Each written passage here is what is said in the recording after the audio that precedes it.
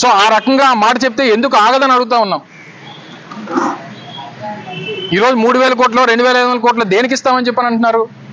ఉన్నటువంటి ఎంప్లాయీస్ని తగ్గించడానికి, వాళ్ళకి వీఆర్ఎస్ సెటిల్ చేసి పంపించేయడానికి మీరు డబ్బు సాయం చేయాల్సినటువంటి అవసరం లేదు.